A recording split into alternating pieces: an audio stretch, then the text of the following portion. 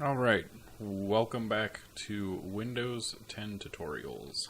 So, I have gone through and I have activated Windows 10 with my product key, and I will show you how that works. So what we do is we go down to the Start menu, Settings, you'll see the little download guys in here. So this right here just means that any program that normally comes with Windows has not been installed on this computer yet. This is all basic stuff like Wild Tangent games or any extras that Microsoft sends out with their operating system. So, not bothered by that right now. So, this is going to be the main settings now. So, in Windows 7, XP, stuff like that, you would go through to like your little File Explorer. Because in the old menu on Windows 7, you would have Control Panel that was readily available just right there. Now, if you want to go to Control Panel, you have to go up to this little guy, go down to Control Panel, and then this will bring up the semi-old style of Control Panel. So I'll minimize that for right now, because we don't need it. So what we're going to do is we're going to go through and we're going to check for updates on the computer. So by going to Update and Security, what we're going to do is go then, now it says no updates available. We'll continue to check back for updates. I generally just go ahead and select Windows Updates anyway, because there's going to be updates. The reason being is, generally it's right in here. So as you can see, Windows is activated with a digital license. I'll go back to the update, because it should show that we have some updates here in a second. Okay, there it is. Yeah, there it is. So, right here, these are going to be the newest updates for Windows 10. Since my flash drive that I installed Windows on was very up to date, we're getting version 1809. So that's going to be the October-November release, if I remember correctly. So, with Windows 10, there's a couple nice features. Adobe Flash Player, which is used for plugins online, such as if you wanted to watch an online video, if there's content on a web page that needs to load. Most things that you're going to require to see online are going to be running Adobe.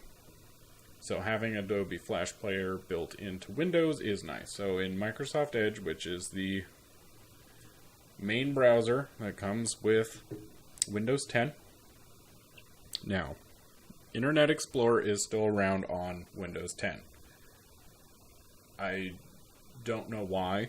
I thought it would have died a while ago, but it's still kicking. So for me, the one thing I use Edge for, or Microsoft Edge, which is, like I said, their browser, is I use it to install Google Chrome.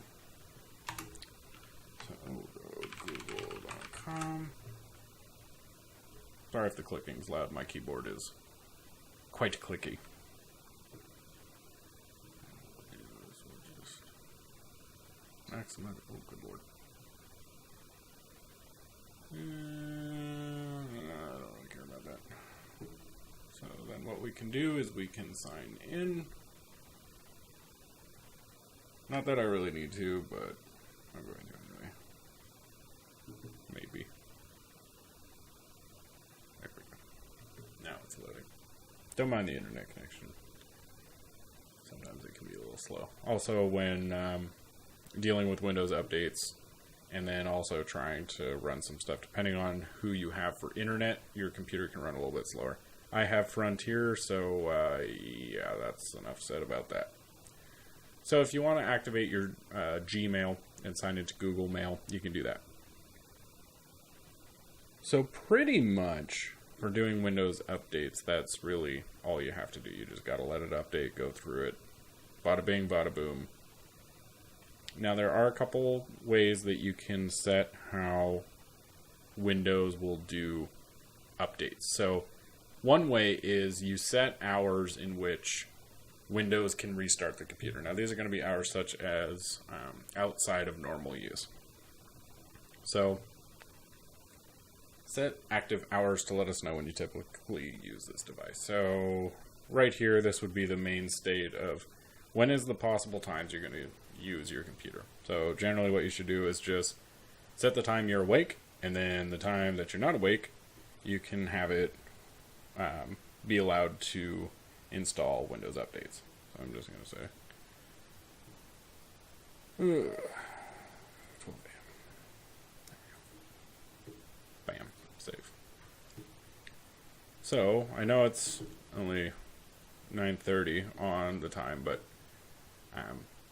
once it installs the updates, it'll say, waiting to restart outside of active hours or restart now. There's another thing that you can do. Now, this is going to be for more advanced users that are going through and checking on how many updates they've had. View update history, which we really shouldn't see anything, is going to show you a list here of all the updates that you've done. Now, it is empty because, shocker, shocker, we haven't updated the computer yet. So we'll just let that go for now. There is a couple things that you can change in the main settings of Windows. So let's go home, system, and there's what's called a nightlight. So nightlight is going to be essentially where the screen becomes more amber colored. The reason you'd want that is with a standard screen like we're looking at right now, it's got a very blue hue to it. Now, we don't generally notice it because we are generally looking at technology all day. But the blue hue is actually something that can affect your eyes, or whatever hue color it is. It can cause your eyes to become dry from staring at the screen so much. It can cause nearsightedness, all the stuff that your ma warned you about back in the day with the tube TVs, stuff like that. So you can set that up if you want. I generally don't, because I just turn the screen brightness down on my monitor and call it a day. Next thing, power and sleep. If you have a laptop or even a desktop, what you can do is you can set it up to have the screen turn off or have the computer turn off. Now in here, I only have screen because this is just standard desktop. And also, I just might have set something up where it didn't need it. So what I can do is I can select how often I want it to shut off the screen. So for me, never, because the likelihood of me walking away from this for very long is not a big thing, but I don't want to have to wait for it to come back on. Focus assist. So this is another thing that you can use to set it up. So let's say this computer is going to be used for doing a lot of homework. Well, if you don't want to have a lot of notifications coming through via emails, via text messages, whatever, you can set it up so that it's priority only, and then you can change a list to create, who can get through. Like, let's say you have your phone synced to this, which we can do at a later time, and you want to make sure that you get text messages from your kids or maybe your mom or whoever, then that would be something where you'd want to set it up. And what happens is down here on the right, on the bottom, you have your notification center. This center right here, once you click on it, will bring up all notifications on the computer. I'm currently using all of the system resources of my computer, so it might run a little slow. So right here, that's fine. So right here is where it would show up. Now, while we're here, I might as well give a little bit of an explanation on this guy. So this guy right here is essentially your little control center. So what you can do is you can turn the focus assist on. If you have a laptop that folds into a tablet, you can turn tablet mode on. I'm not going to do that right now. I'll do that at a later time. And then you can also directly go to settings from here, so it'll load this guy back up. Now that we're done with that, what we're going to do is we can look at about my computer. So this about section is going to give you a quick little synopsis of everything on your computer. So this is going to be your monitored and protected by Windows security. Honestly, don't rely on Windows Defender. It's garbage. You should definitely just get an antivirus. If you want me to go through and create a video on different antiviruses, I will. As well as when you go through here, it'll show the specifics of your computer. So like right here, it shows the processor type that I'm running, which is the i5, the generation, which is the 4th, clock speed, which is how fast the processor or brain of the computer thinks, and then the amount of RAM. Why it has 4, I do not know. I set it up with 8. Oh well, I'll figure that out later. Also, system type, 32-bit operating system with x86 based processor. So 32-bit was told to us that it was not really going to be a thing with Windows 10. It was going to be 64-bit only, but that's not really the case, clearly.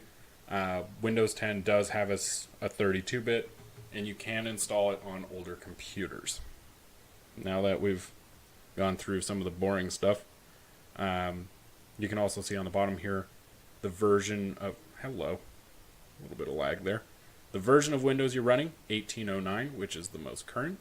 The edition of Windows, Windows 10 Pro. And then the install date. So I just installed that today. The OS build is going to be a specific number dedicated to what essential version you have running on your computer. Now, you won't really see any numbers because I'm going to blur it out because there's certain things I just don't think that I want you to see. Even though this is a virtual machine, having that kind of information out in the public is not something I want. So I think that's... Well, I guess we never installed Google Chrome. Let's install Google Chrome. So I was going to sign into my email, but I think I'll wait so that way you don't know my email either. So what we can do...